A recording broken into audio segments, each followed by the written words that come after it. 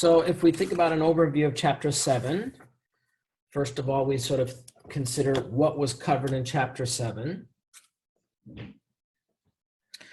So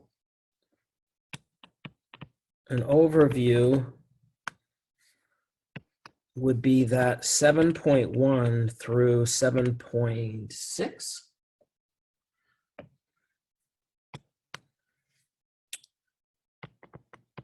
Was all about integration.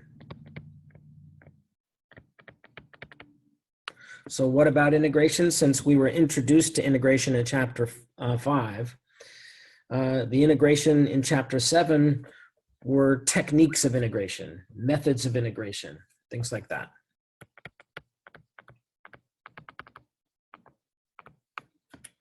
The title of Chapter 7 is actually Integration Techniques. So this is covered in the first 6 sections.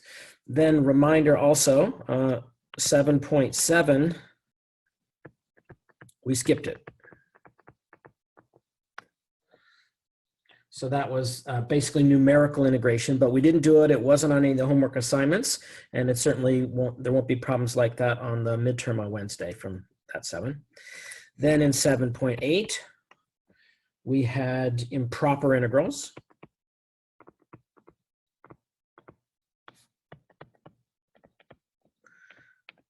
And hopefully there's a little bit more memory of that because we reviewed a little bit the idea of improper integrals in Chapter 8 with the integral test, because the integral test always led to an improper integral to be evaluated.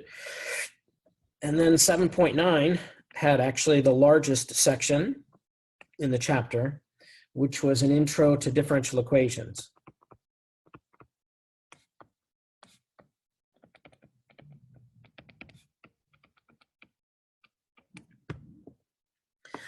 So with normal midterms where we had like 1 page of notes, I would have been recommending that as you review the chapter, you make a page of notes. But since you're not limited to a page of notes for the remainder of our tests, you can use it's all open book and open notes. Then it would simply be whether you've taken notes on these areas. If not, then you might want to create some notes in your review between now and Wednesday to highlight which pages of the book have important tables or lists of integration. Maybe practice using the table of integrals, which is in the back of the book, or you could even have a page of that printed out or have that up on your, somewhere where you can access it, etc. In any event, so this is an overview of Chapter 7. So the first 6 sections were integration techniques, and then the last 2 sections we covered had a couple of topics, improper integrals and differential equations. So obviously the bulk of this is on integration techniques and being able to do integrals. So we'd kind of want to break that down into the different components of what type of integration techniques they provided, and often that was based on sections. And then, so just as a reminder, basic approaches in 7.1 had to do with remembering how to do integration by substitution, which was a Chapter 5 topic that they finished with.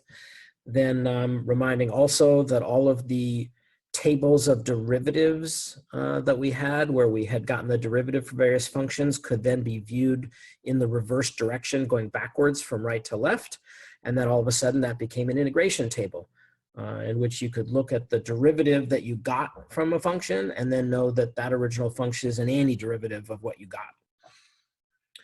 So that was in 7.1. Then in 7.2, we introduced integration by parts and practiced that, and that gave us some new results. Like that's how we got for the first time the antiderivative for ln of x and other things.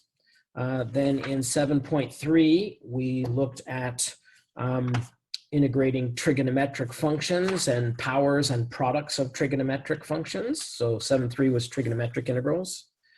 So that was fun.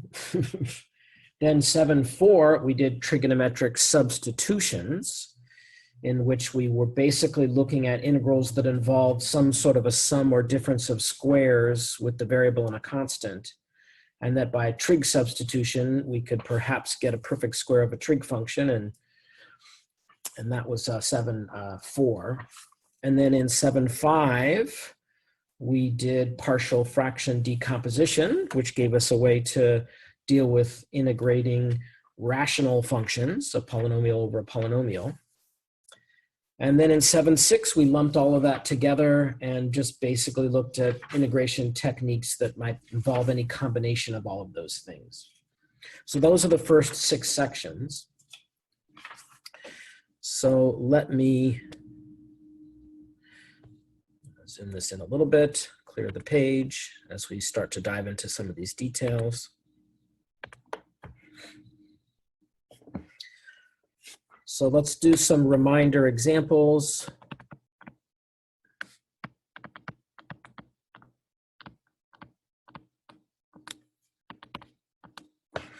And again, my typical practice, if people haven't brought specific questions with them when I provide examples, is to provide examples that are somewhat on the easier side, simply to remind you of the ideas, the tactics, the strategies in a simple way. And then I assume that as you guys work with the material and that becomes comfortable, when you get to harder examples, if you get stuck, you can ask about those directly. So let's say we're in 7.1. We might have a kind of a problem like, how about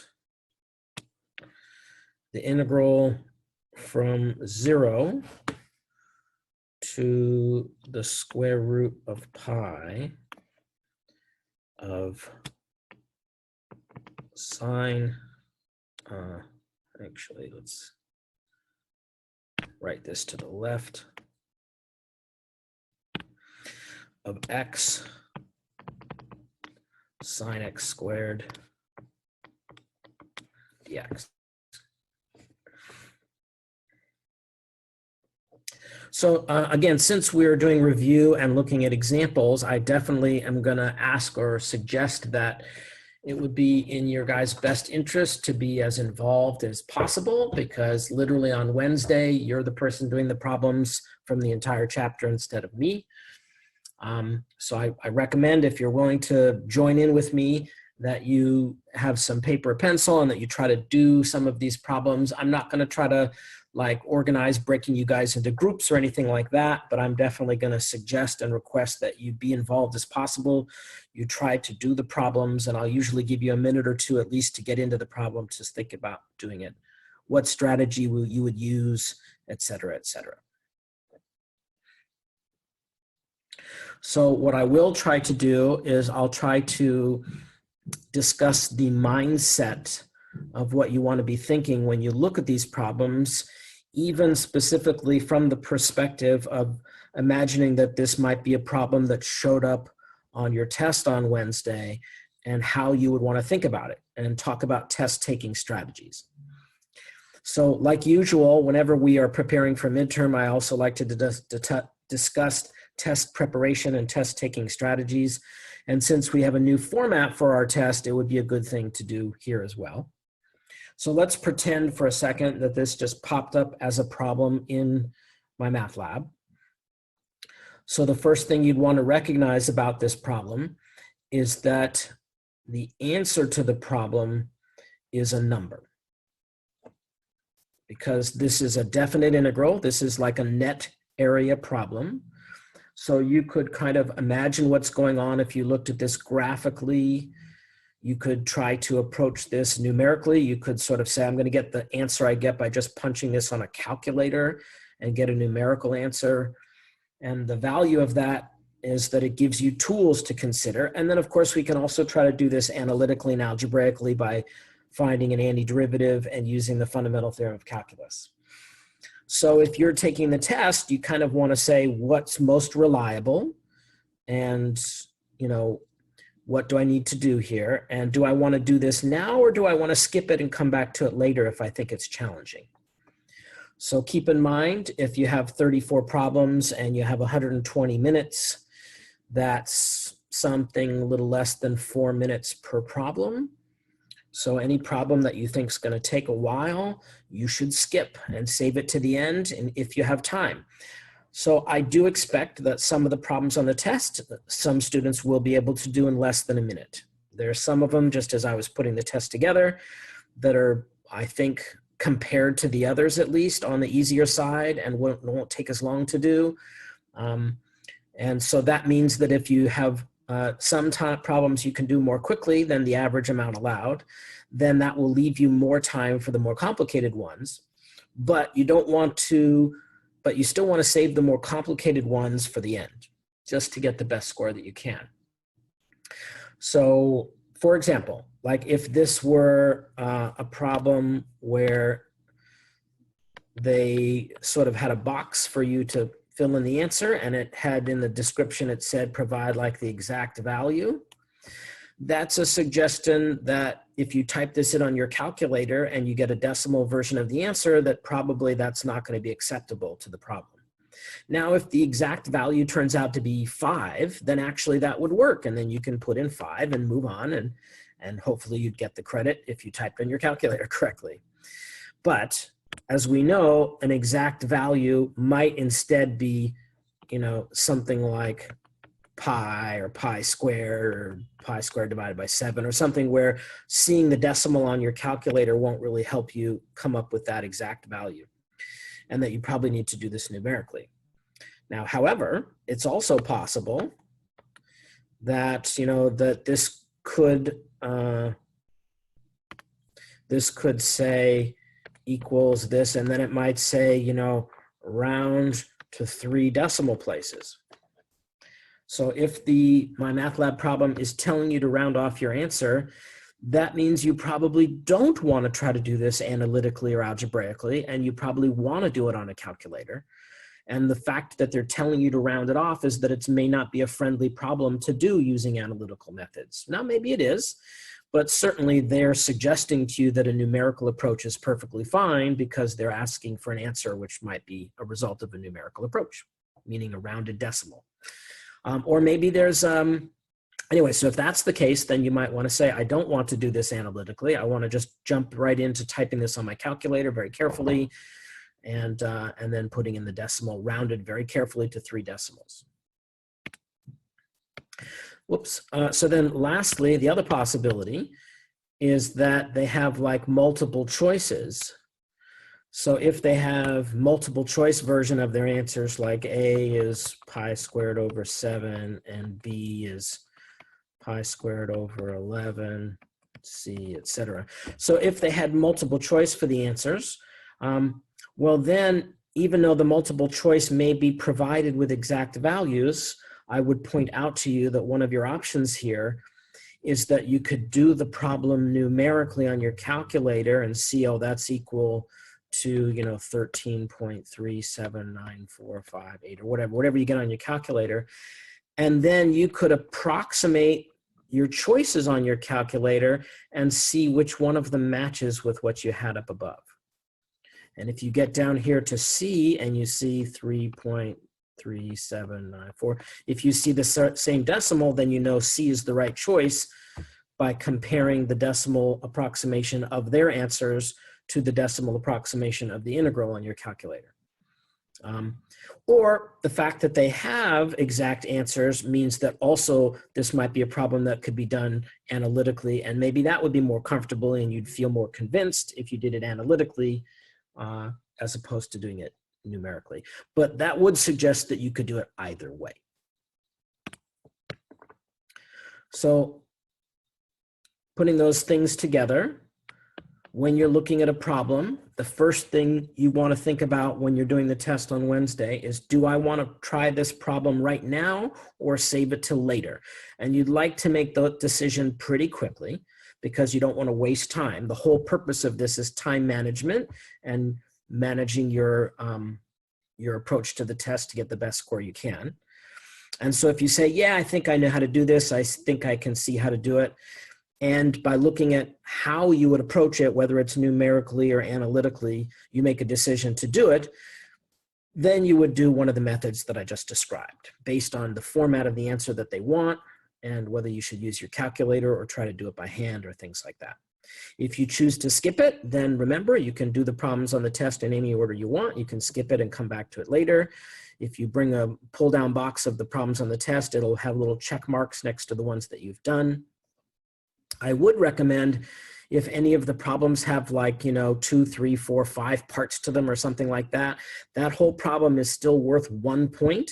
And so that looks like it's going to take more time. And so I would save that till the end. Do all the shorter, easier problems first. And hopefully, if you do the ones that are quicker for you first, you'll still have enough time left to do all the ones, even the ones that take longer, without running out of time. Okay, questions, comments, discussions about time management on the test?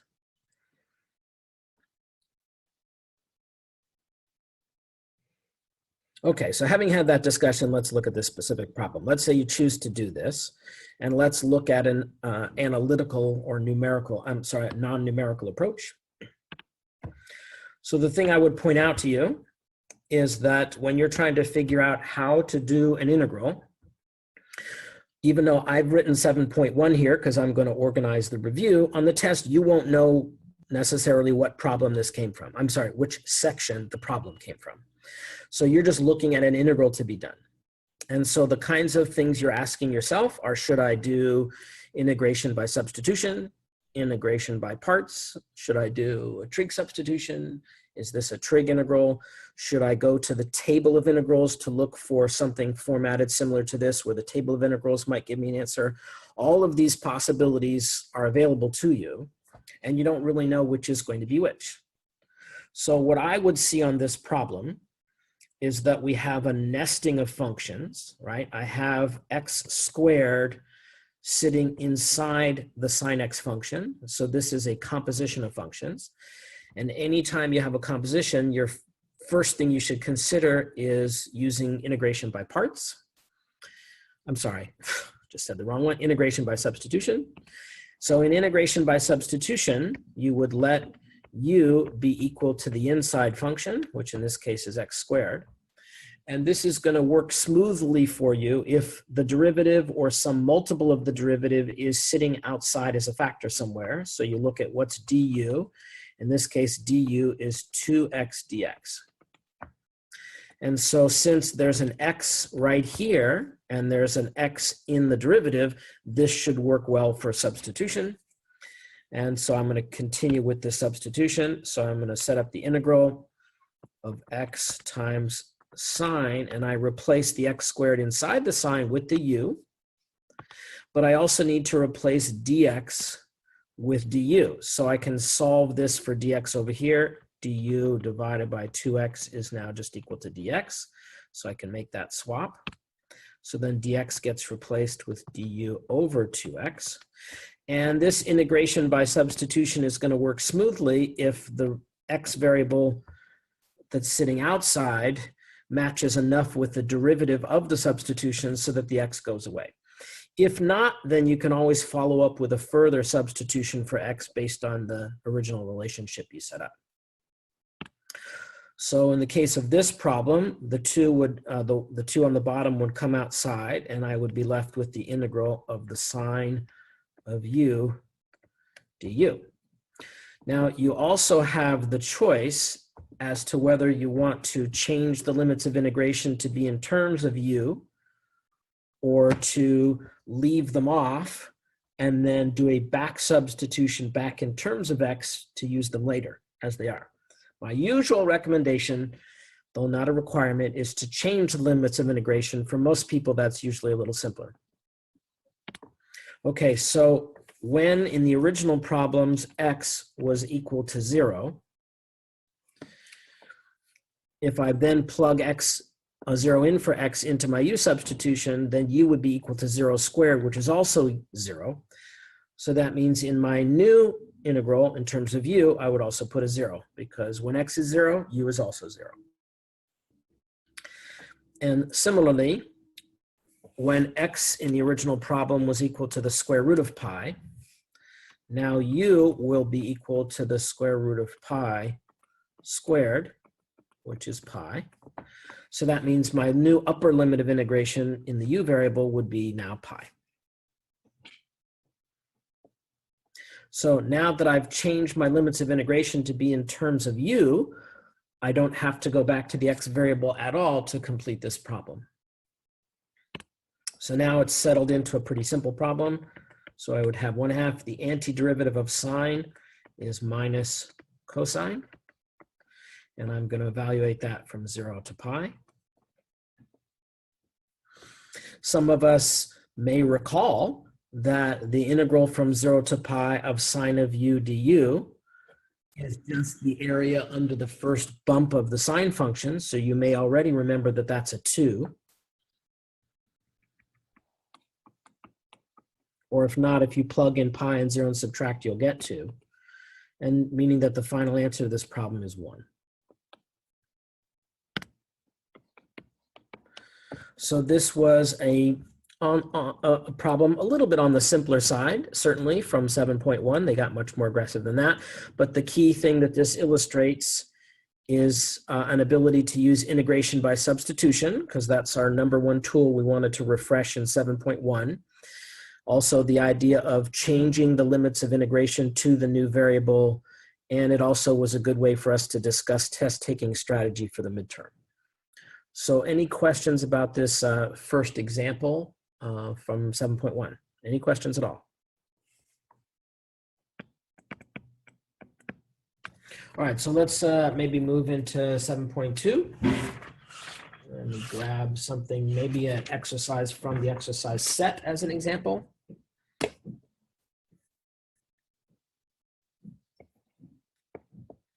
All right, so in 7.2, I'm going to go ahead and grab a problem off of page 520, which is from the exercise set at the end of the section. And how about number 16? So let's just put it up. And again, initially, it's good to imagine that this problem just shows up out of the blue in the middle of a test and you don't know which section it's from or anything like that, so that you can go through the mindset of assessing what kind of a problem was this, what's the goal of the problem, and then what strategy should I use if I'm going to choose to do this problem at this point on the test. So here's the problem. It would say evaluate the following integrals. And it has the integral of x, ln of x, dx. So let me give you a minute to sort of think about that. What would go through your mind? What kind of a problem it is? What's the goal of the problem? How would I approach it? And do I think I should do it or skip this and come back to it later? And if you want to give it a shot, give it a shot. Okay, so as we look at this problem, to identify, to understand what kind of a problem it is, this is an indefinite integral. There are no limits of integration. That means this is referring to a family of antiderivatives. So the reason it's important to recognize this, especially as a test-taking strategy, is that if you recognize that the answer will be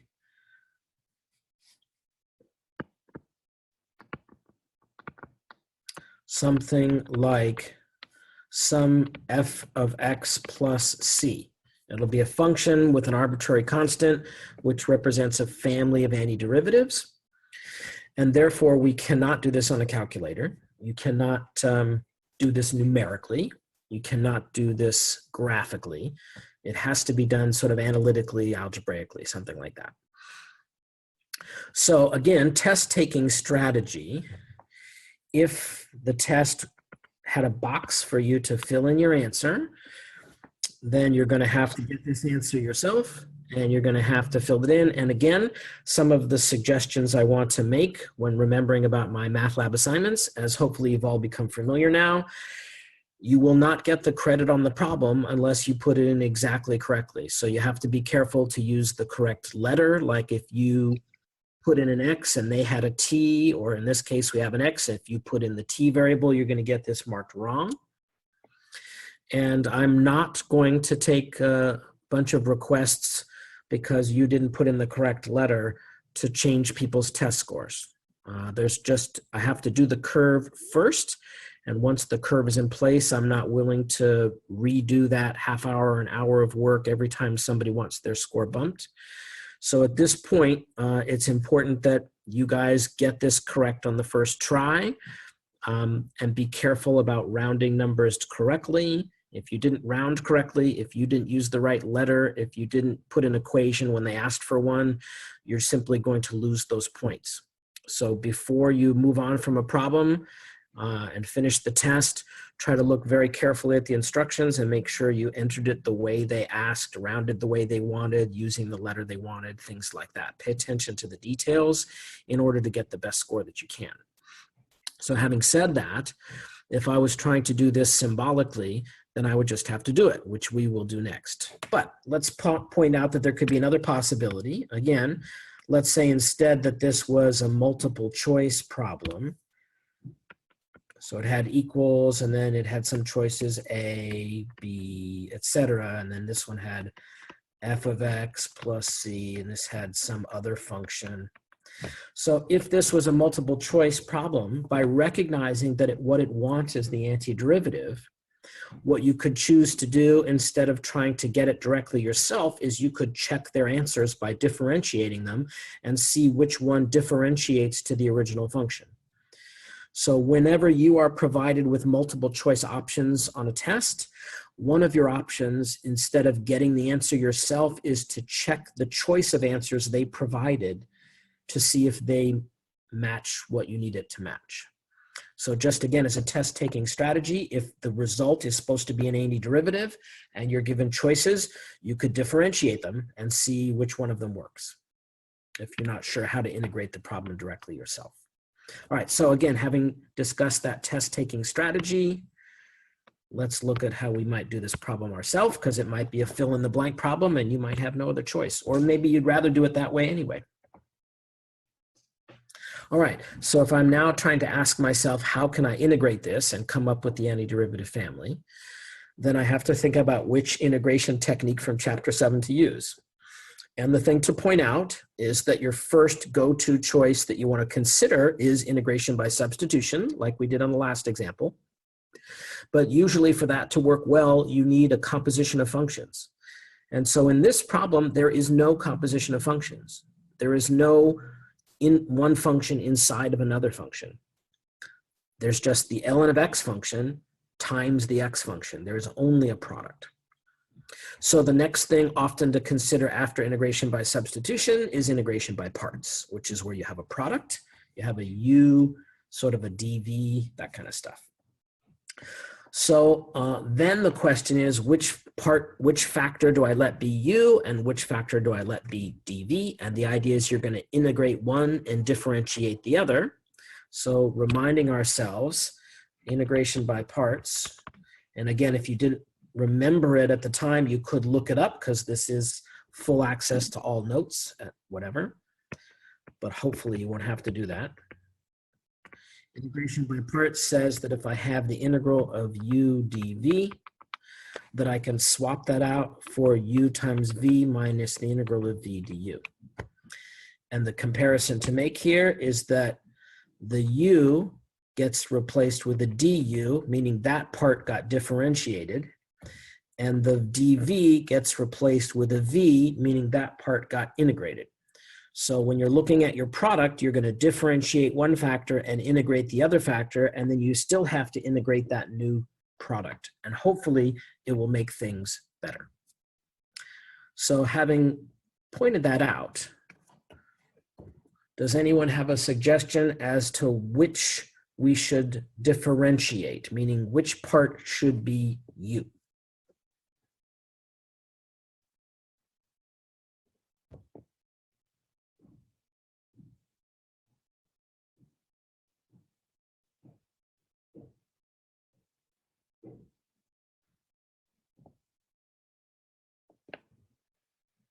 If you let x be u, it'll go away. It'll turn into 1, but that'll make ln of x a little more complicated. So you might do it the other way. Yeah, more importantly, we would have to then use the integral of ln of x, and then we would also have to integrate that. So it's better to let ln of x be u and x be dv. Nice, because what's the derivative of ln of x? 1 over x. Yeah, so then we don't have that function anymore. You just get an x power, which you can combine with the other one. Exactly. Now you can, of course, try it one way or the other, and if it doesn't seem to work, you could always switch back to your other approach. But Parjit is exactly right. That's what we want to do. So in this case, we would let u equal ln of x. So du is equal to 1 over x. Then we would let v equal x dx. I'm sorry, dv equal x dx. So that means v is equal to x squared over 2. So if I make that substitution, then I get u, which is ln of x. I'm looking at this part here, times v, which is x squared over 2, which I'm going to write to the left, minus the integral of v, which is x squared over 2, times du, which is 1 over x dx. So that's what I get after I make the replacement of integration by parts. Questions, comments, discussions about that step before we simplify and try to finish up the problem?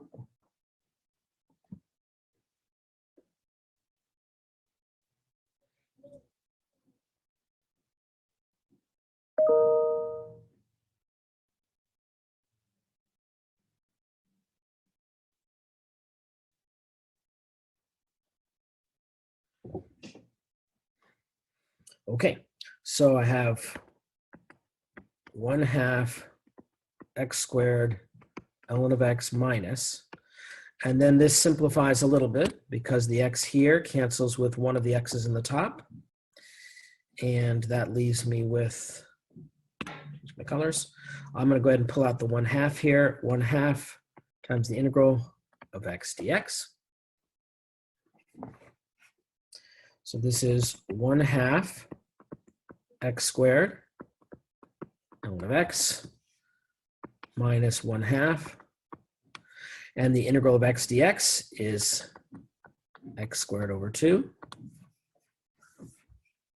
And then I make one last simplification that I have 1/2 x squared ln of x minus 1/4 x squared. And because this is an indefinite integral, I'm looking for the family, I put plus c. And I look this over kind of carefully, see if there's some simplification I need to make. And if not, then I enter it into the computer just like that. Questions, comments, discussions about this example of integration by parts?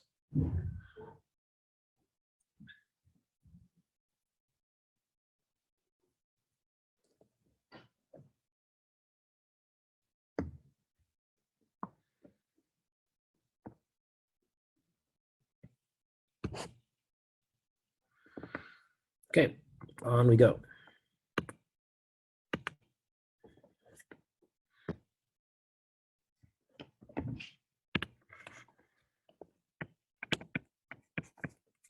So in 7.3, again, I'm going to do maybe something from the exercise set, since they give you plenty of examples to look at yourself. We had trigonometric integrals. So we have some fun problems on page 529. Right.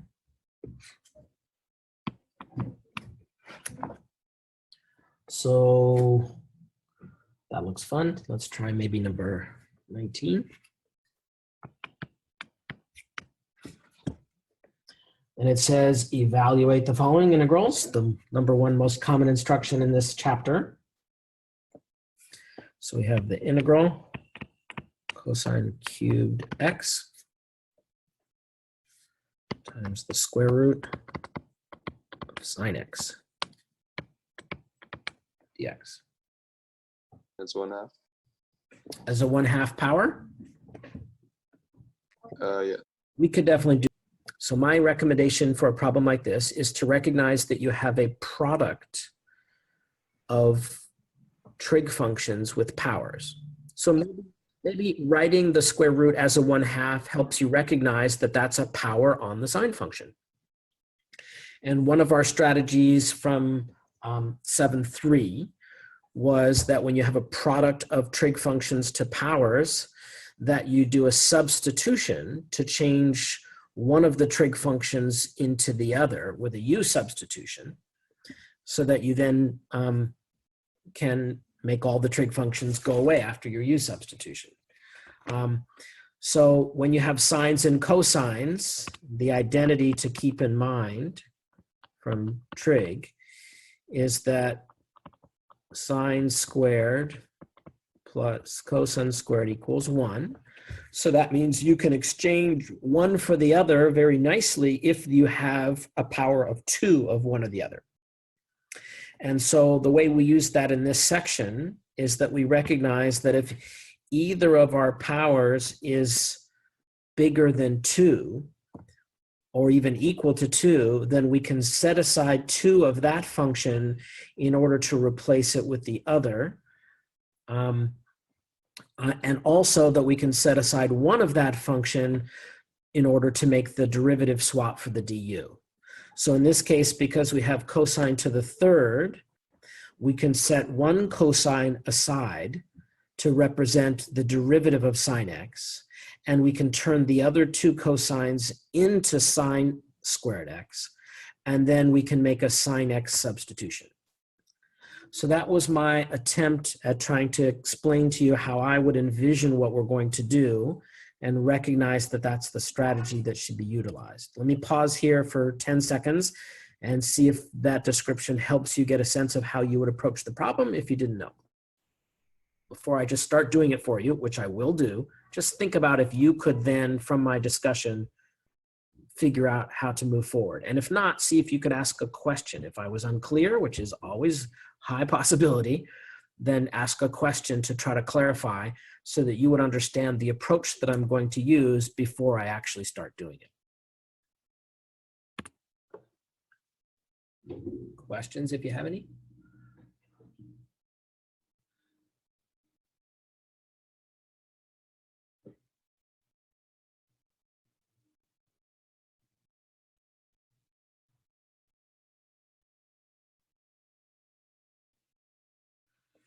Okay, so again, my idea, my plan is that I would let u equal sine x. So then du would be equal to cosine x dx. So since I need cosine x dx to be in here for the u substitution to work smoothly, I rewrite the integral where I take one of my 3 cosine x's and I set it aside to represent the derivative. So I'm going to write that as an extra step. A lot of times this step's not written separately, but I'm going to do it.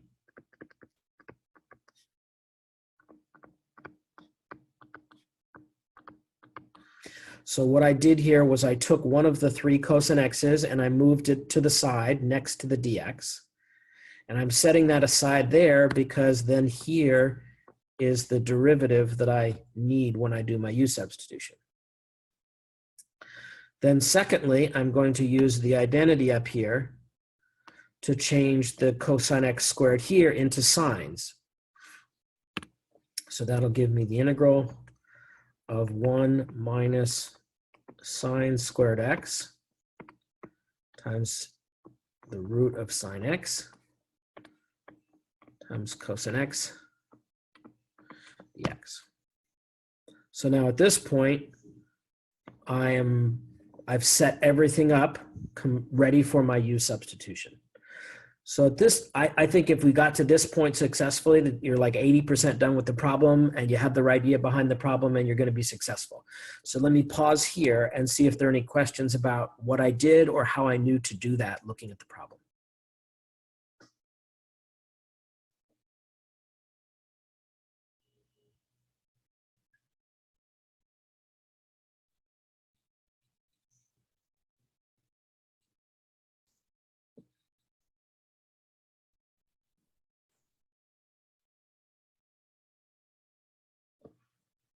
Okay, all right, so now I'm going to make my u substitution. So again, u is equal to sine x. So now I have 1 minus u squared. And I will use what Brigitte was recognizing, that square root of sine is 1/2 power. So I'm going to write 1/2 power on u. And cosine x dx is du. So I write du. And now, with that u substitution, I now have basically a little polynomial after I distribute. So now the integral is easy to do. So to finish this up, I will integrate u to the 1/2 minus u to the 2 plus 1/2 is 2.5, which is 5/2 du, which I can integrate term by term. I don't need that anymore. So the integral of 1/2, I add 1 to the power, and I get u to the 3/2. But I have to divide by 3/2, so I multiply by the reciprocal, 2/3. Similarly here, I would get u to the 7/2. Dividing by 7/2 would give me multiplying by 2/7.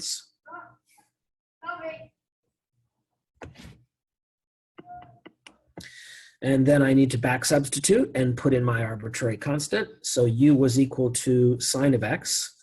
So I get 2/3. Oops, that's not the way I wanted to write that.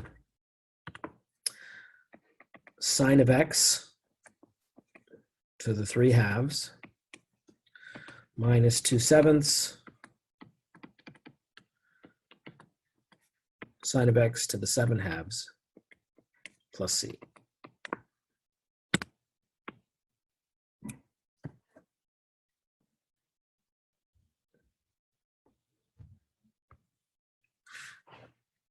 Questions, comments, discussions about this problem from the book?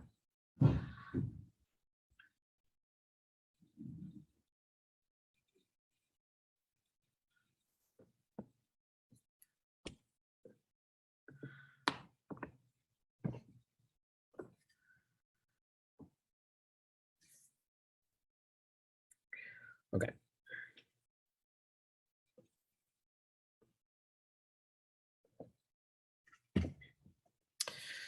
How are we doing? 10:44. I don't have any time for 9:4. I should probably speed up a little bit if I can. Maybe fit in a break in here somewhere would be good.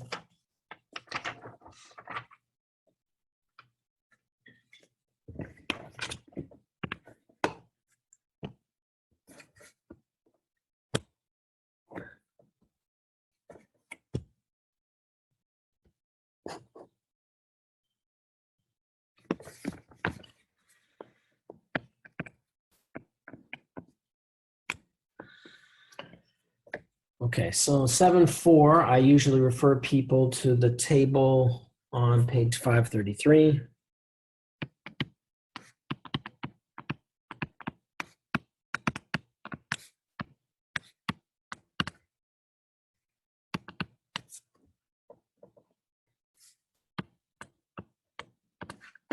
So I'll have that referenced there as we consider a problem from the exercise set.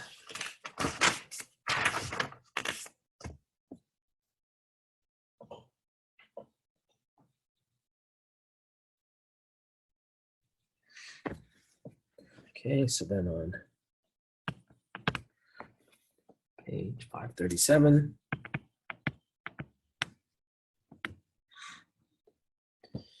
I don't know, how about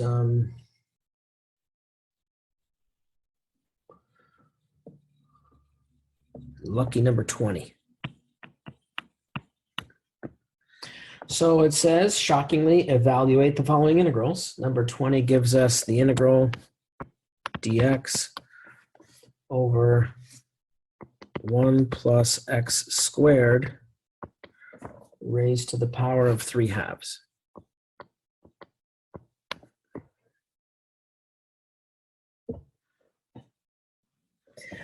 So again, best way to think about this is just like you're looking at this integral problem out of the blue, you don't know where it comes from. You might say, hey, maybe I should try to do this by looking up the table of integrals. Maybe I should try to do this using some integration technique because I recognize which one should be used or I have an idea. Or maybe I should do this numerically, obviously not in this case because it's not a numerical problem. But you want to sort of try practicing problems with this idea of not having a particular approach in mind before you look at it, because a big challenge for students oftentimes on a test that covers multiple sections, much less multiple chapters, is like, what was the strategy that I used for this? What's the goal of the problem and how do I reach that goal? So if we're just looking at this as an integral problem, then there is a nesting here. So you can see there's a function inside of a function, a composition here. But the problem is there's nothing outside of the composition to represent a derivative if I was to use a U substitution. So this does not look good for a typical U substitution because of the fact that the derivative isn't floating around outside somewhere. In fact, nothing is floating around outside somewhere. So that provides a challenge.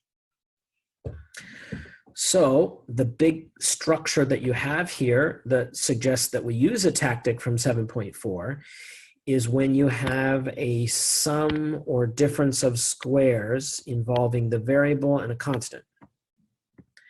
And that is raised to, well, I should say, is under a square root. And in this case, take note that the 2 in the bottom of this fraction of an exponent means that there's a square root there. That combination of things is what usually leads us to think maybe we should try a trig substitution. So if I look at this table, table 7.4, and then I see that when I have a sum of squares, I use a substitution of tangent. So that would lead me to think that what I should do is I should let and the substitution I'm going to use obviously is for my x variable. Let x equal, and they say a tan theta, where a is the square root of the number part, but the number part is a 1. So in this case, I would just let this be x equals tan theta. So hopefully having that, that table there might help you figure that out, to be able to get a sense that that's what you should do. Because that's what it's for. So if I let x equal tan theta, then I want to know two things. I want to know what the derivative of tan theta is, because then I'm going to let dx equal the derivative of tan theta. And also I need to know which trig identity I'm going to use to help me in my substitution. That's the plan all along. So if x is tan theta, somebody remember what the derivative of tan theta is?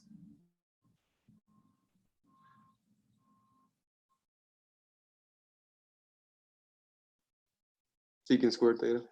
Correct.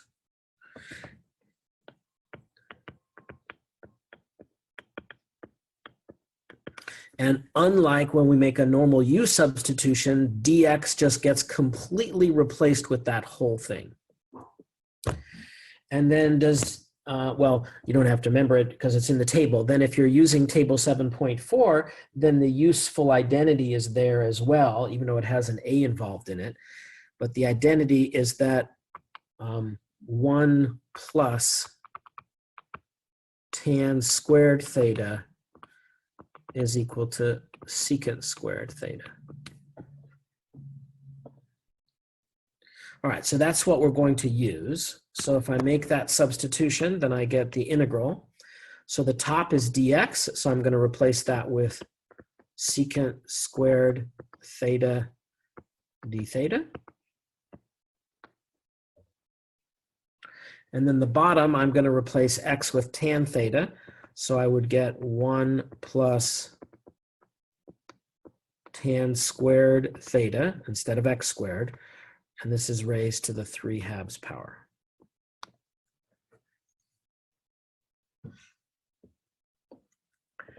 Questions about the substitution that we made there? This is number 20.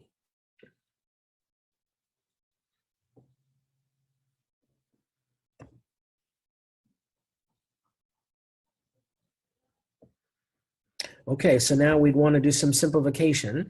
And one of the main parts of the simplification we want to remember is this identity that we are expecting to use here. So this can be written as the integral of secant squared theta divided by, and 1 plus tan squared theta is secant squared theta, which is raised to the 3/2 power still.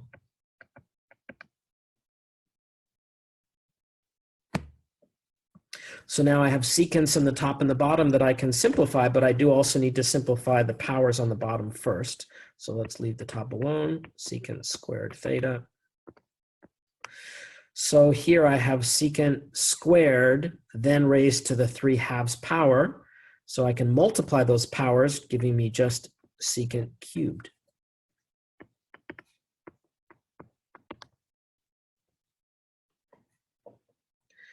So that leaves me with the integral of 1 over secant theta d theta.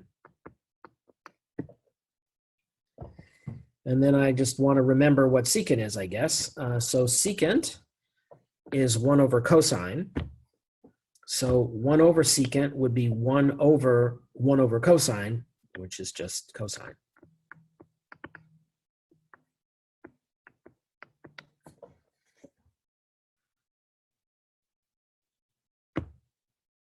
So I can do the integral of cosine.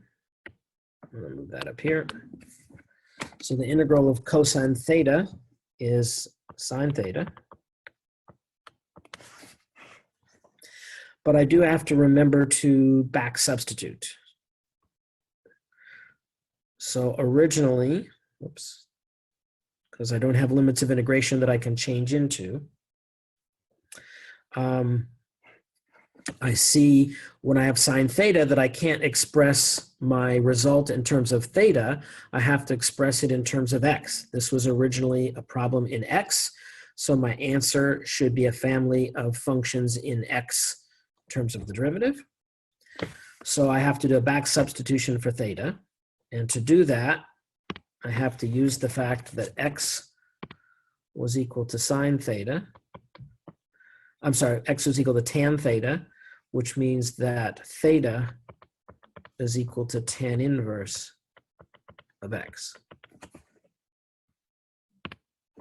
So then this becomes the sine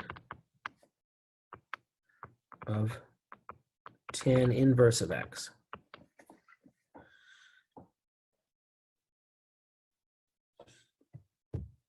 So now I have done my integral. I have it in terms of x. But I still have simplification I need to do. I need to get rid of this composition of a trig function and an inverse trig function. And so during this section, at that time, we reviewed this a little bit. They also reviewed this back in chapter 1, section 4, just in terms of trig stuff. So over here on the left, maybe I'll write out what we have here. So I have a right triangle. That sucks. I have a right triangle with a theta in it. And I know that tan of theta is equal to x. Tan is opposite over adjacent. So the simplest way for that to happen is if the opposite was x and the adjacent was 1. So opposite over adjacent being x over 1 can tell me that by the Pythagorean theorem, the hypotenuse is the square root of x squared plus 1.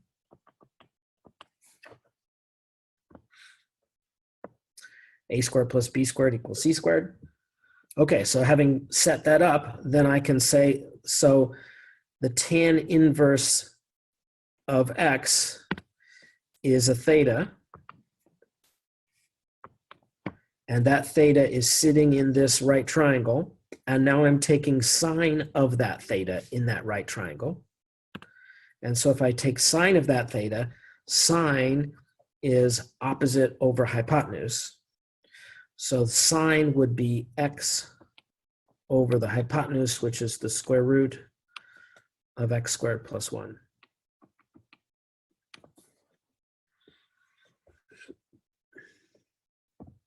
So that's my function in terms of x, and I've simplified by getting rid of these trig functions.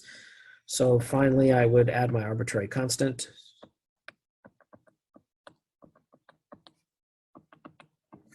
To be finished.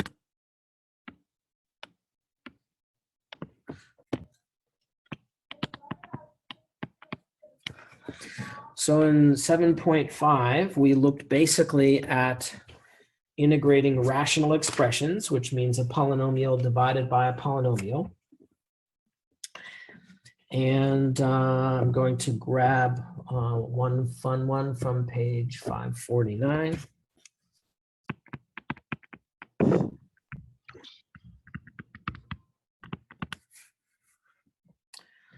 So maybe we look at 20.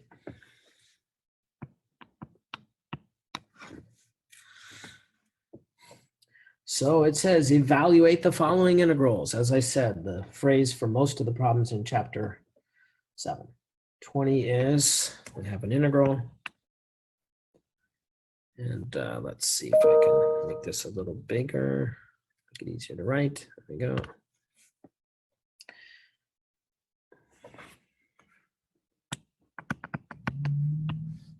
So our rational function is y plus 1 over y cubed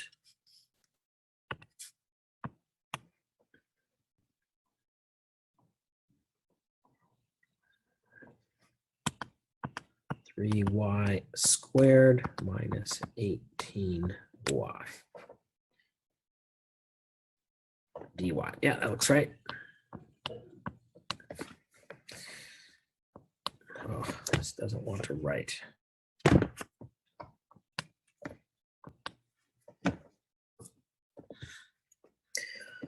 Okay, so if you're just looking at this integral out of the blue, then hopefully we can recognize this is a rational function because you dealt with those a whole bunch in algebra. And that the big idea with rational functions is that unless the numerator is the derivative of the denominator for a nice u substitution, which is possible, unless that's the case, then you're probably going to do this as a partial fraction decomposition problem, in which you try to break this up into integrals with smaller degree, simpler denominators, so that you can integrate those one at a time. And if they're linear, then that would lead to a natural log after a substitution. That's the idea. Again, this one I grabbed here is got no limits of integration, so it's not a numerical problem, it's an analytical problem, meaning that we kind of have to use techniques. So I'm going to think partial fraction decomposition. And so that means you're going to imagine that you instead would like to be doing an integral over the factors of the denominator. So we want to sort of say, how can I factor this polynomial in the denominator? In this case, I can pull out a y, leaving y squared plus 3y minus 18.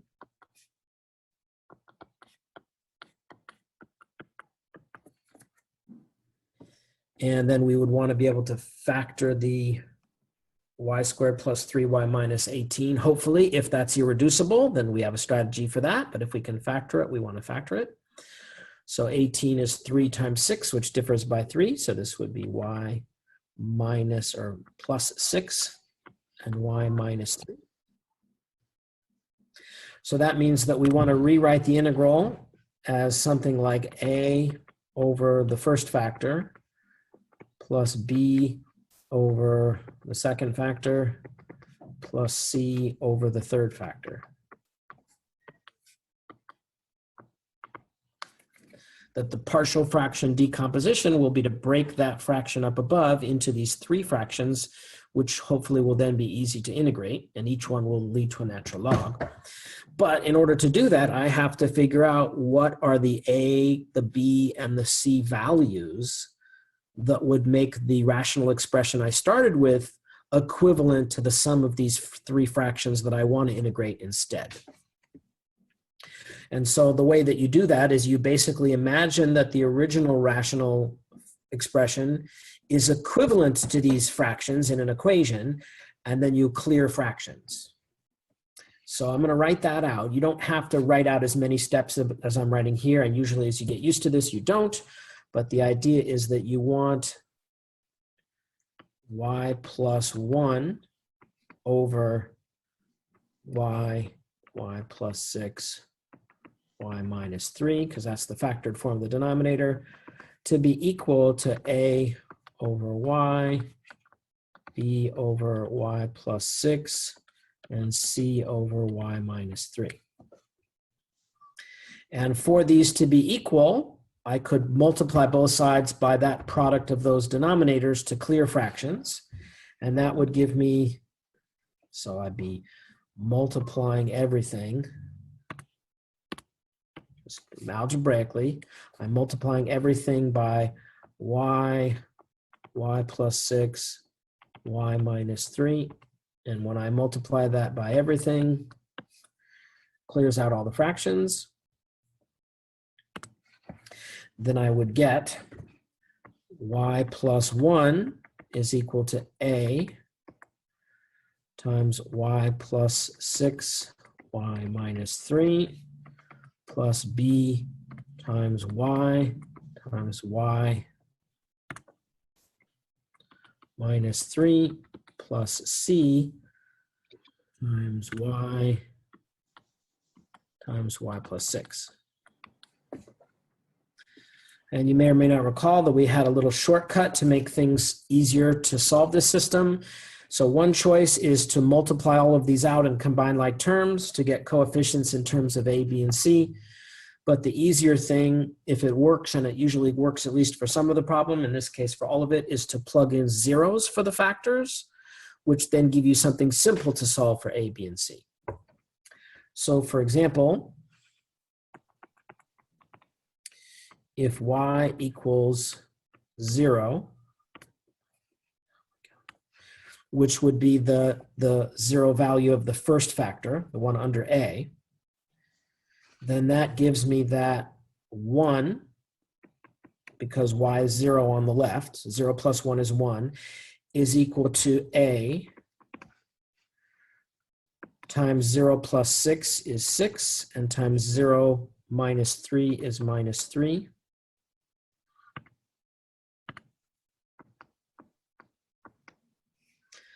And then each of the other factors has a y in it, so it goes away.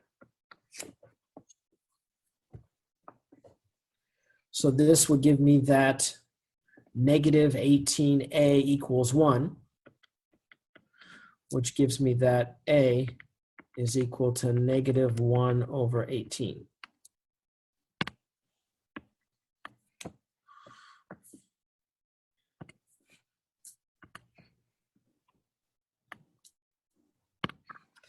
So similarly, if I let y equal the 0 of the next factor, which is negative 6,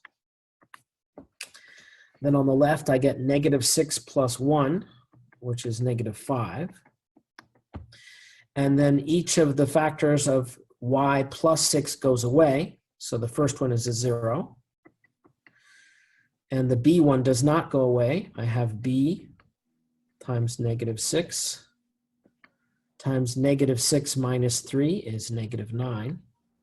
But the c factor goes away.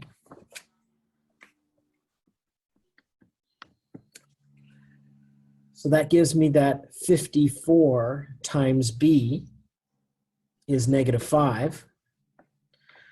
So b is equal to negative 5 over 54.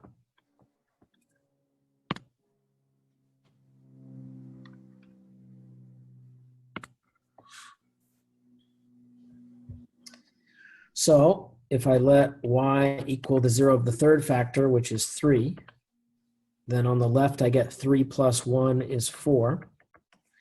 And I get 0 for the first factor, because there's an y minus 3 in it. I get 0 for the second factor. And I get c And I'm letting y equal 3, so times 3, and 3 plus 6 is 9.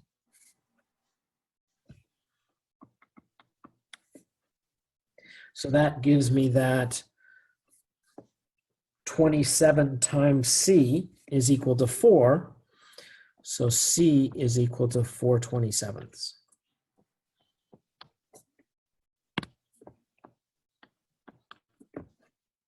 So this plugging in zeros for the factors gives me a little bit easier way to solve for a, b, and c, instead of having 3 equations and 3 unknown variables and using elimination or substitution or some other process of solving the system. So now I know the values for a, b, and c that I need in order to rewrite the original rational expression in terms of 3 different fractions. And I think I'm out of page space. Yeah. So I have 1/18, 5/54, 4/27. So questions about how I set up or solve for A, B, and C before I finish the problem on a fresh page? Any part of the process there that I need to explain better or elaborate on?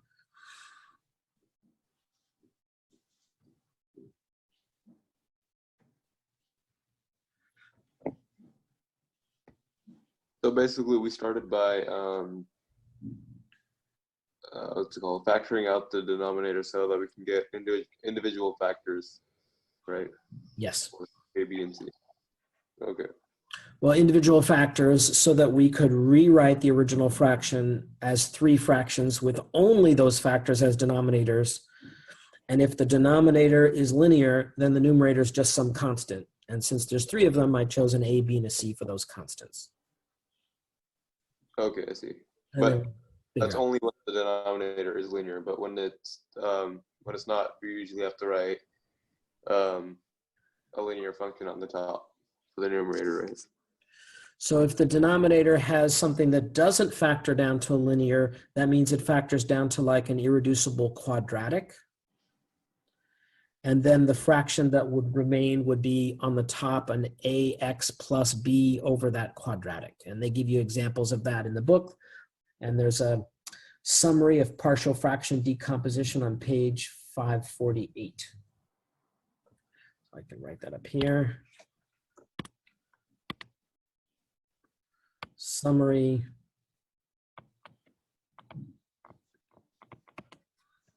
on page 548 of partial fraction decomposition process. So the example I'm doing is not the simplest because it is a 3rd degree and breaks into 3 factors, which is 3 equations and 3 unknowns. The simpler ones only have 2, but it's not a harder one in the sense that it does break down to linear factors. There isn't a irreducible quadratic. They give you examples and describe that process. Once you're familiar with this, it goes pretty similarly. It does get a little bit more complicated. Again, I'm not doing the hardest example in the section, but I'm not doing the easiest either. I'm doing something sort of maybe 30% into the way of difficulty as a refresher. Does that answer your question, Parjeet? Oh, yes. Okay. Anybody else have questions about how we got to the A, B, and C before we try to finish this off?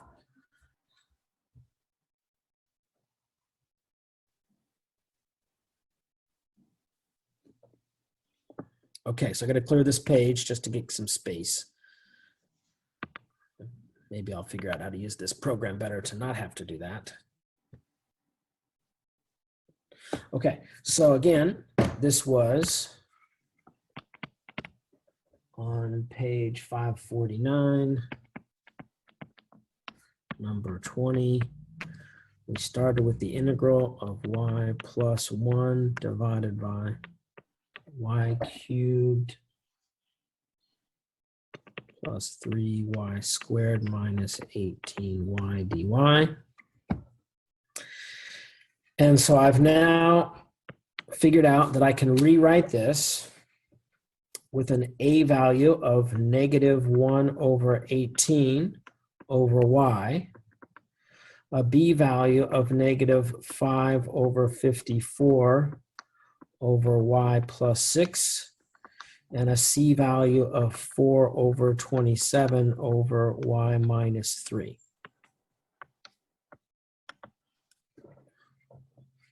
So that was rewritten as that by partial fraction decomposition.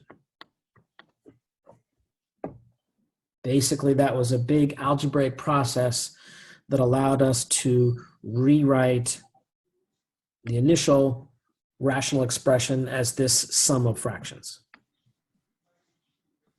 So in each of those cases, I then basically do a little U substitution and do a natural log, and I'm going to just write that result so that I would get negative 1 over 18 times the natural log of y. I guess I'll do minus 5 over 54 times the natural log of y plus 6, and 4 over 27 times the natural log of y minus 3 plus c.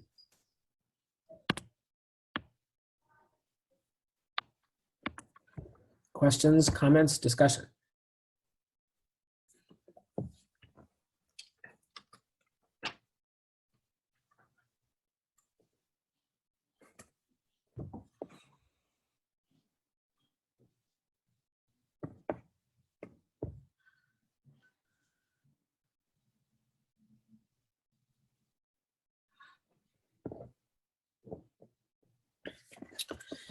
Wow. We still have lots to go. Okay, well, this gets us to the end of the integration techniques. In 7.6, they basically just do more of those, practicing them. But the big step they finish with is saying, all right, now that we've used all these techniques to do all kinds of problems and do all kinds of tough integrals, we want to recognize that we can create a collection of those results. And we can put those into a table of integrals. And so in 7.6, the primary thing at this point, which is new, is to say, all right, instead of having to do this yourself using some technique, what if we give you an integral where you can just look it up on the table of integrals and see what the answer that was got previously by somebody is and use that. And so the table of integrals has 106 in it or something like that. Yeah, 108 integrals in it. And a lot of them were done on integral problems that involve the techniques we used, but very challenging ones where you had to do integration by parts several times, combined with other things, very just a long time of people doing challenging integrals using all the techniques that we've just described.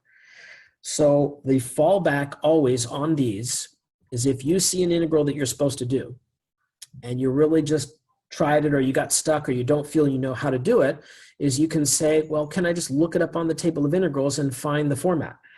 Now the tables of integrals is big enough and complicated enough that that by itself is not necessarily an easy process. You have to use sort of the formula that they gave you on the table and apply it to the specifics of the problem, and that has its own challenges, but it is your sort of final default fallback option. So let's look at an example of how we might do that. Let's see here. Okay, go here.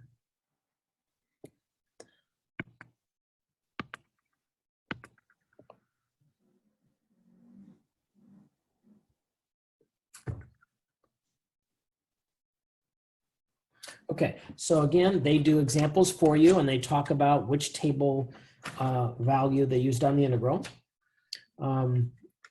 So for the previous suggestion leading up to the midterms when we got to this and discussed it in class, I said, if you use a table of integrals to do an integration problem, you need to say which integral on the table you used.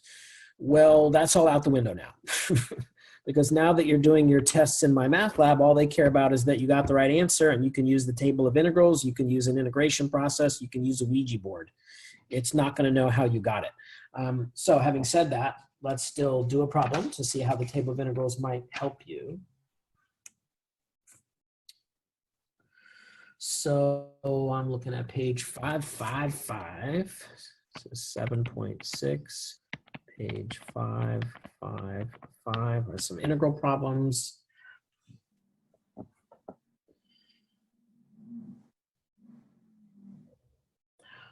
So this is a good example, I think, because we just did a problem like that. Interesting. So if I look at number 17, I'm grabbing it. It says again, integrate. So we have the integral dx of,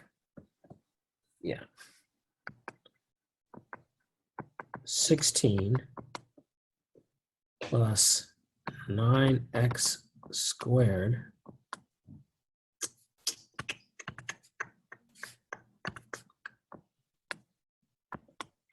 raised to the 3/2.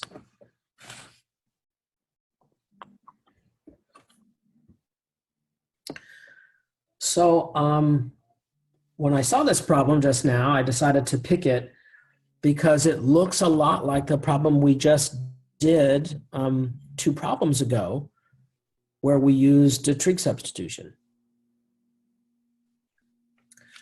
So we did that trig substitution before. It was a sum of squares. It involved using tangent. We ended up with like sine of tan inverse of x. And then we did this whole process, right? So that was a pretty challenging problem as a trig substitution problem, even though once you get used to them, they're all kind of the same. But this problem points out that we could try to go through that again and apply to this problem. And in this case, it's even a little worse because I don't just have x squared plus 1. I have a sum of squares that involve constants. So the other possibility is maybe you didn't remember that trig substitution, but you thought, well, maybe I could look this up on the table of integrals and see if there's a solution there. So I haven't done this problem yet, but I'm assuming since it's in here, we could use it as a table of integrals problem. So I'm going to go to the table of integrals, and I recommend you do the same and see if you can find it. So let's take a minute to do that. And I will look while you guys look for a minute and see if we can find which table of integrals problem would apply. So take a look if you can.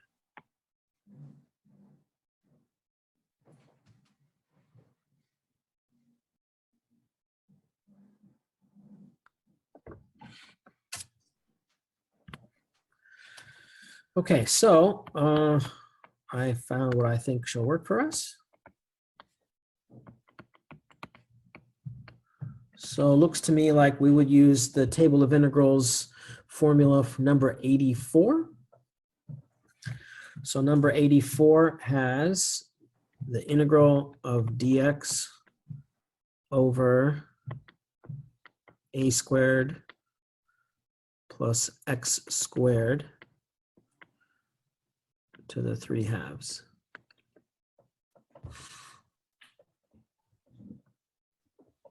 So we don't exactly have it like this simply because in the table you have a plus x squared, but in the problem we have 9x squared. So we have to deal with that a little bit, but other than that, the format is exactly the same. And then we would use this table and what it tells us the answer should be, where we figure out what A is, and then we plug that into the answer. All right, so how do I get this to match the table so I can use this member of the table? I want the 9x squared to just be an x squared. So it only differs by a constant, so basically I want to get rid of that constant of a 9. So to do that, I'm going to pull the 9 out. I'm going to force factor the 9 out of that stuff on the bottom. So here's the way I'm going to do that. Maybe I'll write that in yellow here. So I'm going to take 16 plus 9x squared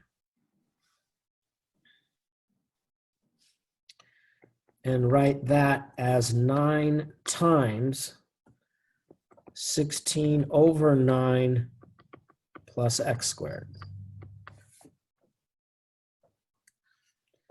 So I factored out a 9, even though it didn't look like 9 was a factor of the left term. I just forced it out by writing 16 over 9 instead. Now you can see that if I multiply the 9 back out, I get what I started with. So this is a correct factorization. And now I've removed the 9 off of the x squared.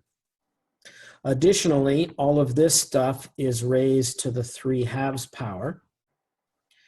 That means when I pull out the 9, all of that stuff will be raised to the 3/2 power. And when I have a product, I can raise the power on each term of the product. So that would be 9 to the 3/2 times 16 over 9 plus x squared to the 3/2. And I'm going to point out that 9 to the 3/2 is 27.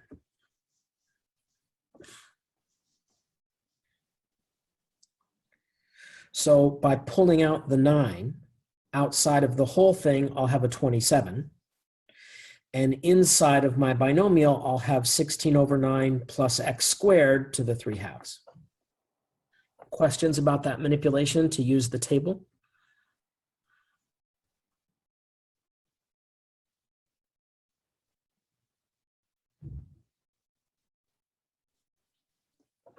All right, so that was my explanation and description. I'm just going to do it. And if I was to write this problem myself, I would just write the next step without all of that explanation. But what do we have here? So I'm going to have the integral instead. So by pulling the 9 out and applying the 3/2 power, it becomes a 27.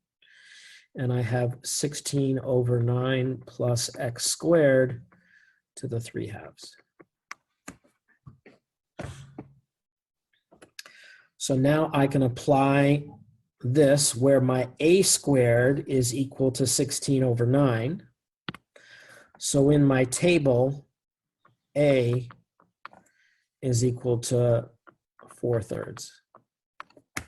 Because if I square 4/3, I get 16 over 9. Actually, it's going to stay squared in the formula 84, so I don't even need to do that. So maybe I'll just not point that out in case that's confusing. Okay, so according to the table, the integral of dx over a squared plus x squared to the 3/2 power is x over a squared times the square root of a squared plus x squared plus c. So number 84 on the table that I'm applying to this original integral gives me this result. So then by table number 84, I would get x over, and I'm going to put down the 27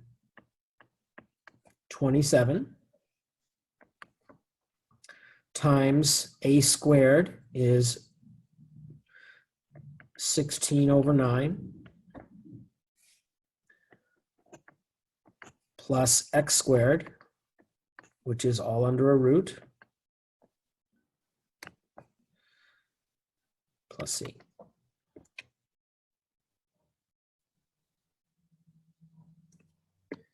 If we were to do this using just trig sub, would our would our x value just be 4tan theta?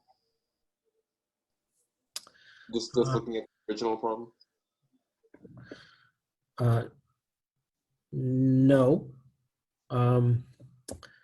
because to make the substitution, you need, a squared plus secant squared, right? You basically have to do the initial thing I did in the beginning first the same way. Your a value would not just be 4, because then you're never dealing with the 9, right? Oh, I see, because we have to have that. The 9 is still a problem. The 4 would be if you had 16 plus x squared, then a is 4. Okay. Does that make sense? Yeah, so either way, you have to deal with the 9 the same way. Does that make sense, Parjeet? Yeah, because it needs to be in that the a squared plus plus x squared format. Right.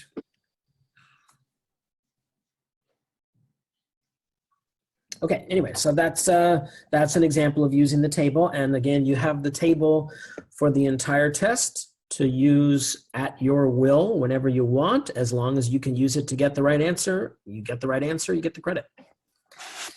That's the nature of a simpler MyMathLab approach. No partial credit problems other than problems that have multiple parts to them. Okay, so wow. So I don't think we're going to get to look at 9.4 today. Again, there's nothing new in it. So try to look at some of the examples they give you and do those problems. There's no new material to cover, nothing to introduce other than to just do examples. I think we should spend the remainder of the time looking at improper integrals and differential equations to finish out this review, especially because the Wednesday test is certainly worth more than any online homework or chapter test. It's worth a larger portion of your grade. That's where our attention should be spent. If you have some confusion or want to go over some examples with me, keep in mind I have office hour on Thursday at 10, so we could do it then.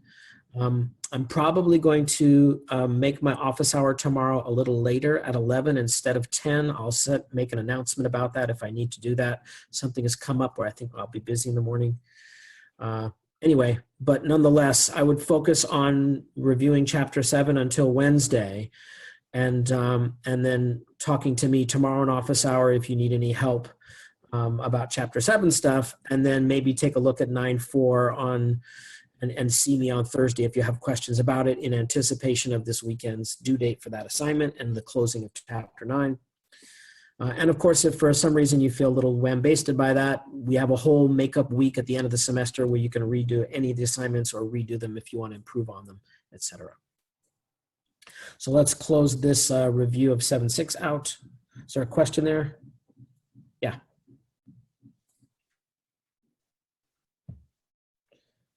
Question? You're raising your hand there. I know it's not Heaven, but whoever that is. No question? No. Okay.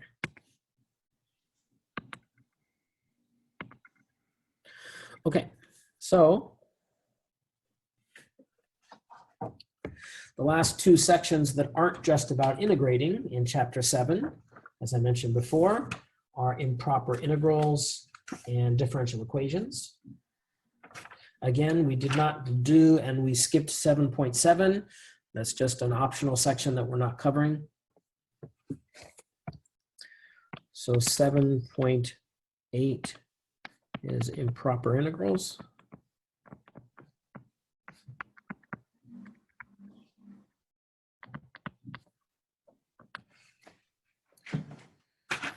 So that was basically where one of your limits of integration caused the integral to be improper, either because it's an infinity or because it's an undefined value. And in order to deal with that, we replaced the limit of integration with like an a or a b, and we set up a limit. So again, let's look at an example of how we dealt with those. So their exercise set is on page 578. Is the exercise set.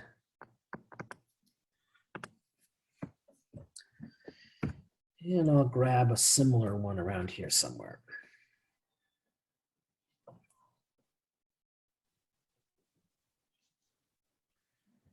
I don't know what looks good.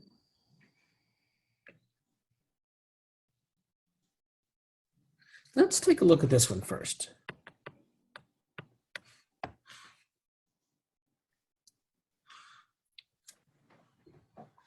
So with improper integrals, you end up having an infinity and a limit. So all of a sudden we might get a value, but there's this issue like we had all through Chapter 8 and sequences, series, things like that about convergence or divergence.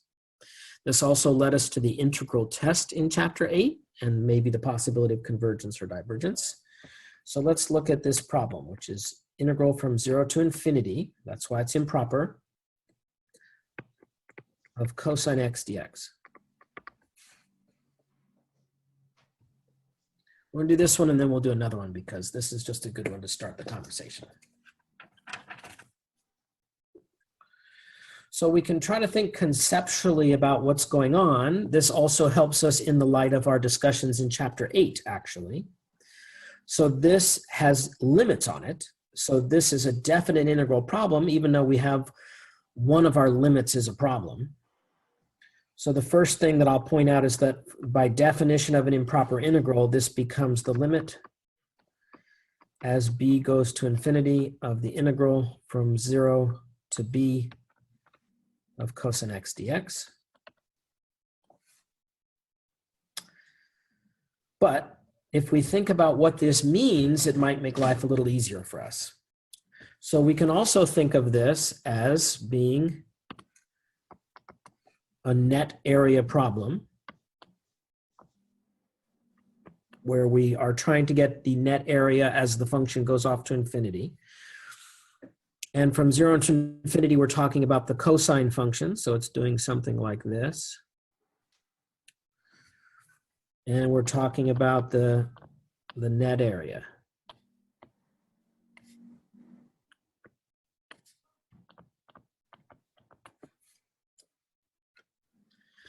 So again, if I just go out to some value b, then I would have some finite amount of net area, and I would add it up by the integral and see what I get. But then I'm taking the limit as I allow b to head off to infinity and see if this settles in on a value. So is there anyone who, understanding what this problem represents, could draw a conclusion about the answer?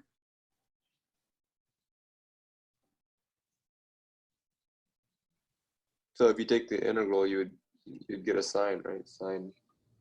And you'd have to evaluate that limit. So yeah, you can try to go through the process analytically, algebraically, by doing the integral, and you'll reach kind of the same position where you have to draw a similar condition, a similar conclusion. And I'm wondering if we could draw that conclusion right up front and save us some time.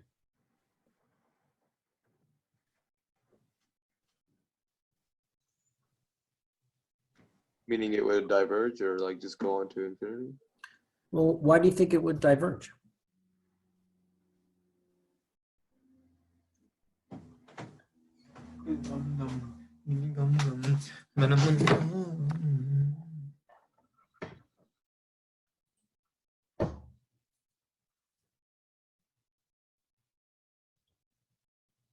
Anybody have thoughts or an opinion? If you think it diverges, Parjeet, can you think why you think that might be?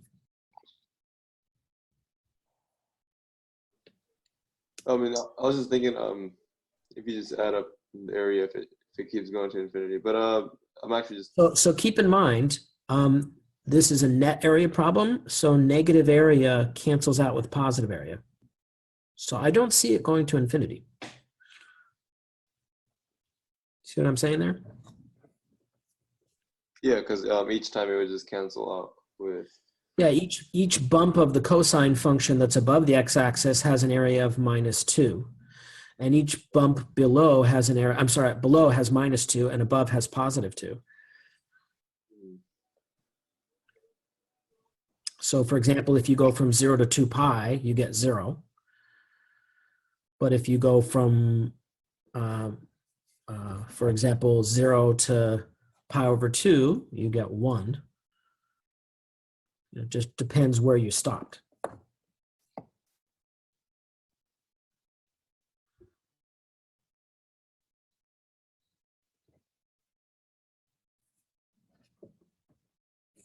So I'll go ahead and write the next step if you were doing this by hand. So that would be the limit, which is what Parjeet was thinking. So the integral of cosine, any derivative of cosine is sine.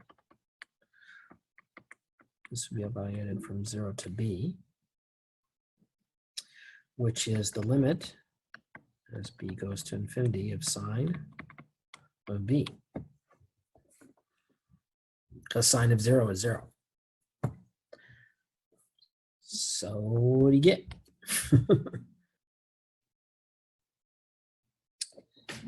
Okay, so bottom line here, since people seem to be struggling to format or communicate an opinion, Parjeet's right in that this diverges. It doesn't go to infinity though. It diverges because it never settles on a value. This is one of those non-existent improper integrals, not because it becomes infinite, but because it doesn't settle on a value. As b gets bigger and bigger and bigger, depending on where you stop it, you'll get 0, a negative number, a positive number, a negative number, depending on where you stop it. Actually, it'll oscillate between like 1 and -1 and back and forth. So because it never settles on a value, we say the integral doesn't exist, or in this case, it diverges. And my recommendation was you could think about this right up front. If you think of this as a net area problem, I'm talking about the area under the cosine function as net area. Well, that's just going to keep oscillating up and down with some positive and some negative area, and it's never going to settle on a value as you try to add it up. So if you recognize that out front, you could immediately say, well, I can see that this diverges. Another way to think about it is kind of like the divergence test for series.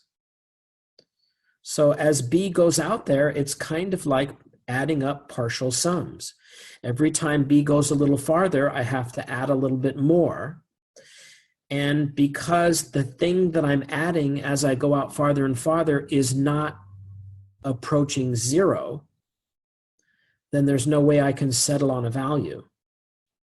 Basically, because the cosine function does not go to 0, then the integral of the cosine function to infinity can never settle on a value.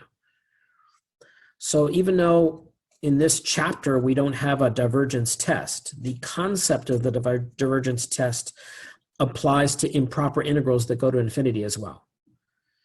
If the function doesn't go to 0, how can I add up its net area off to infinity and get a number?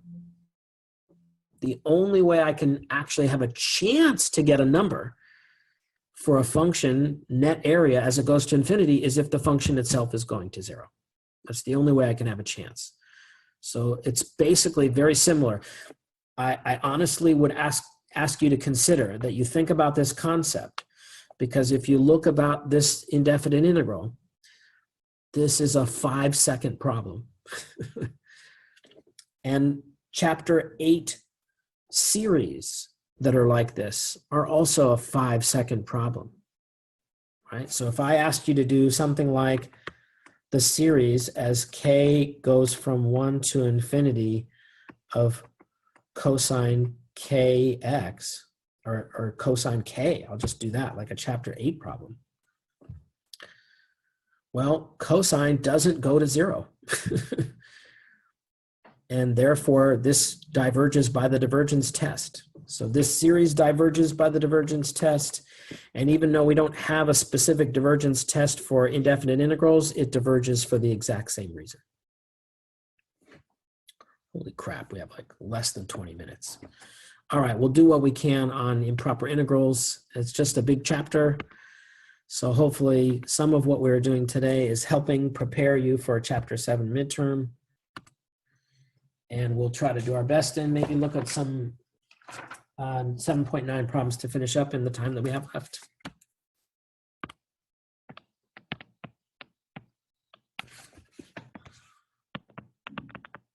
So again, the differential equations section is a little longer.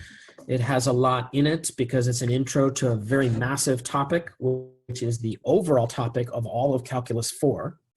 But in our one section intro to differential equations, we looked at the idea of a differential equation, what the solutions for a differential equation looks like, how to solve some of them using separation of variables, how to make a direction field or slope field, and how to look at a whole, how that's a graph of an entire family of solutions, and how given a specific condition, an initial condition, you could graph one of the solutions to that. We looked at the idea of,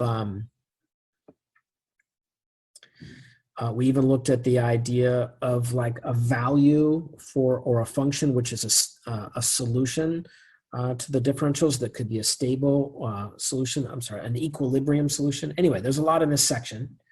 So we'll see if we can maybe do an example or two to remind you of what we talked about. Again, the section, just to review it, what they cover would take way more than the time we have left, but let's see if we can do some examples. They are on page 589.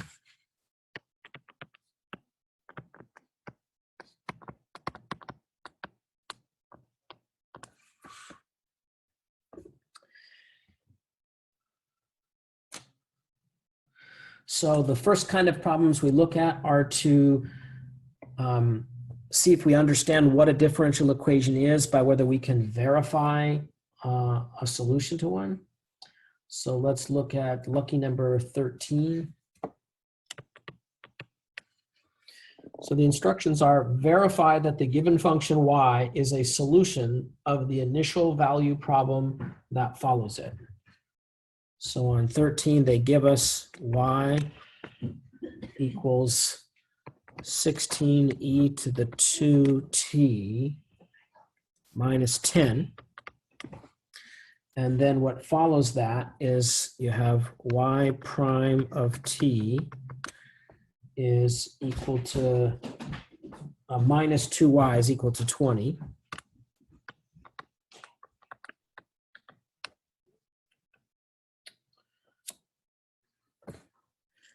And then we have that y of 0 equals 6.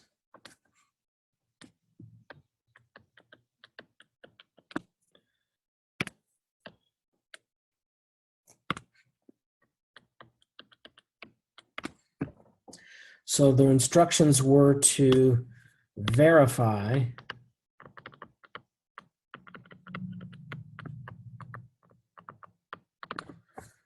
that this given function is a solution to this initial condition problem. So what is an initial condition problem? It's where we have a differential equation and we have a condition on the function that's supposed to satisfy it.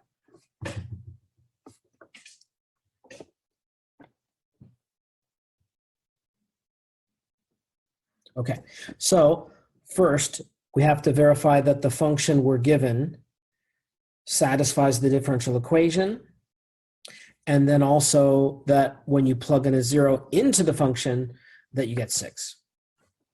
Now actually we can just see the second one directly. If I plug in a 0 in for t, I get e to the 0 is 1. 16 times 1 is 16, and 16 minus 10 is 6. So actually the condition can be verified just by direct plugging a 0 into the function. But to verify the equation, we have to see if the derivative of the function and the function itself, when plugged into the equation, give you a true statement. So the first thing I'd want to do is see what is y prime of t. So y prime of t, just by differentiating. So if I differentiate 16e to the 2t, the 16 I can ignore. And e to the 2t, because there's a 2 in there, that's a nested function, I'd use the chain rule. So the derivative of e to the 2t, a 2 would pop out, and I'd get 2 times e to the 2t, since the derivative of e to the x is e to the x. But then the constant would just go away. Derivative of minus 10 is 0. So if I simplify this a little bit, I get 32e to the 2t. So I then want to take this derivative function and stick that into this part of the equation. And the original function is y, so I stick that into the equation for y and see if I get 20. So if I make those substitutions, I get 32e to the 2t, that's the derivative, minus 2 times y, which is 16e to the 2t minus 10. And I'm asking if this comes out equal to 20.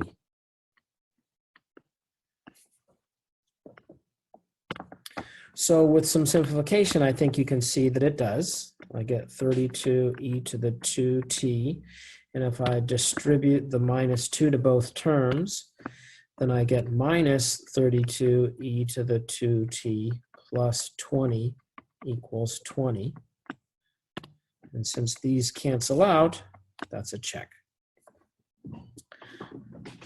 So that then confirms that yes, this equation is a solution. I'm sorry, this function is a solution to the differential equation. And when I plug in a 0, I get a 6. So that's number 13 in the exercise set to just warm up to the idea of differential equations. But let's take the last $11 and try something past that. Something where we'd have to solve something.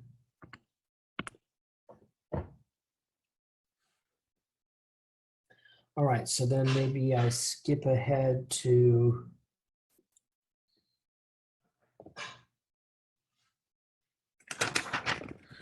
how about number 25.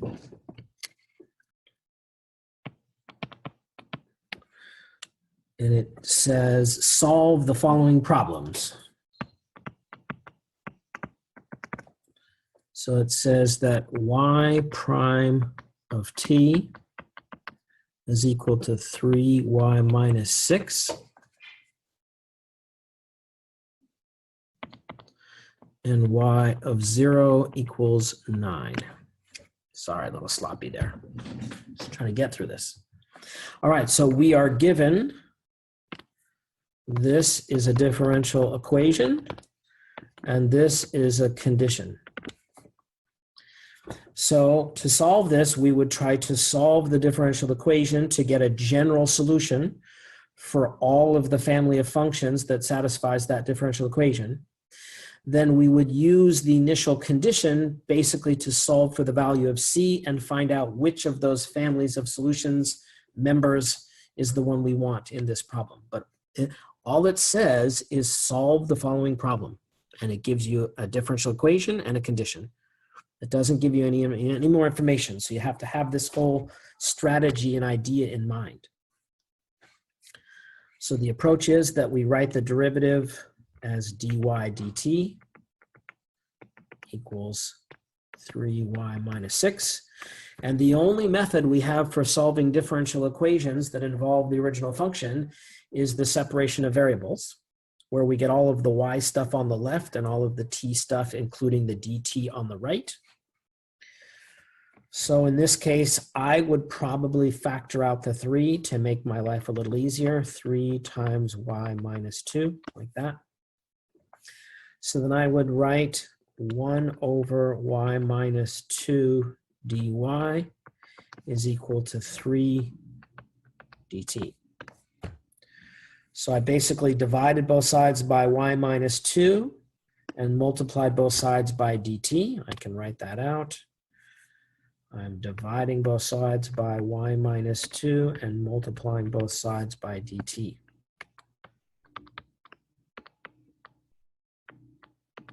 So these canceled over here, and these canceled over there.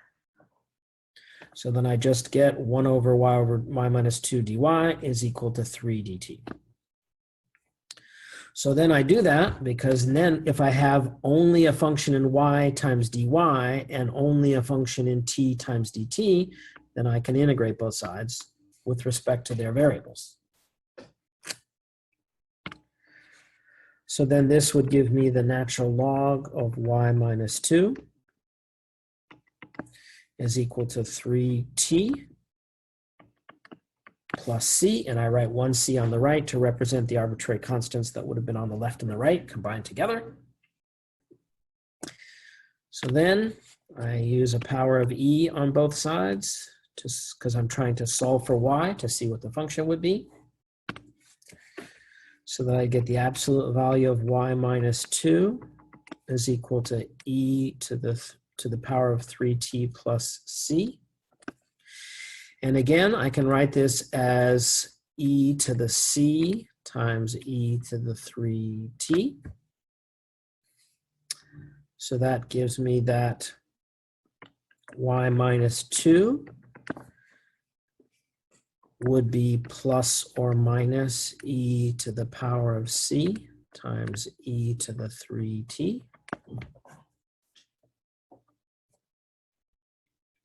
I'm running out of space here.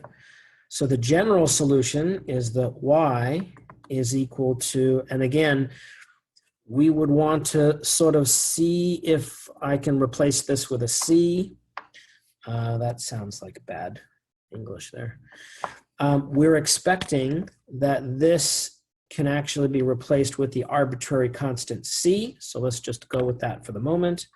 So this would be C e to the 3t plus 2.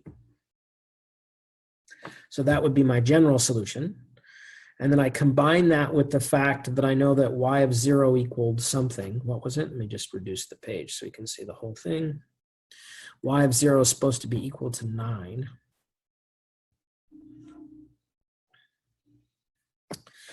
So yeah, let's try this. Let's give some space by getting rid of this stuff without erasing the original problem in its entirety.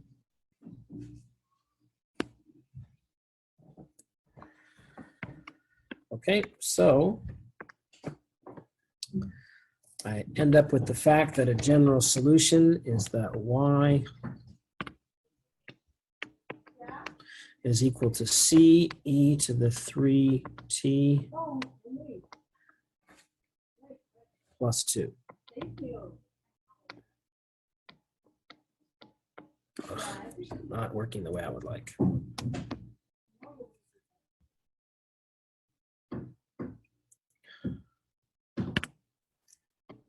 There we go. Get rid of this.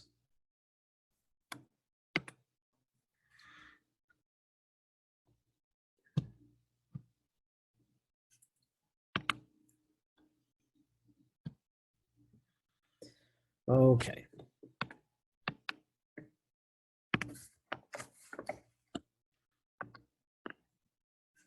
Whoa.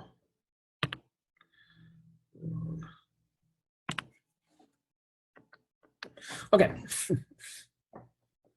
So we have this as the general form of the solution. And again, we could try to check that by basically making sure that this satisfies the differential equation up there. But let's say that it does, since we solved the process to get it. Then we want to use the fact that y of 0 equals 9 to solve for C. So then we would say then we get a 9 for y when I plug in a 0. So that would be e to the 3 times 0 plus 2. So this would give me that 7 is equal to C times 1. So C is equal to 7. So that means that what I want is that y of t is equal to 7e to the 3t plus 2.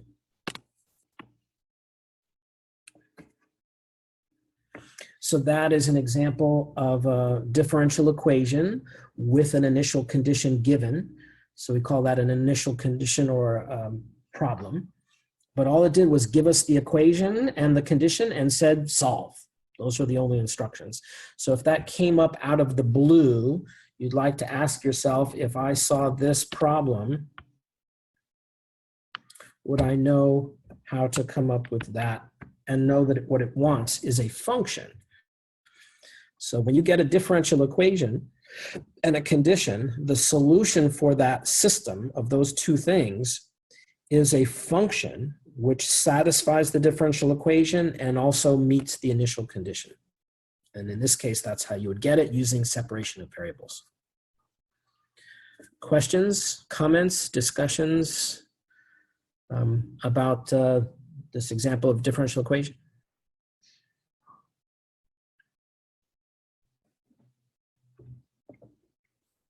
All right, lastly, thing to mention,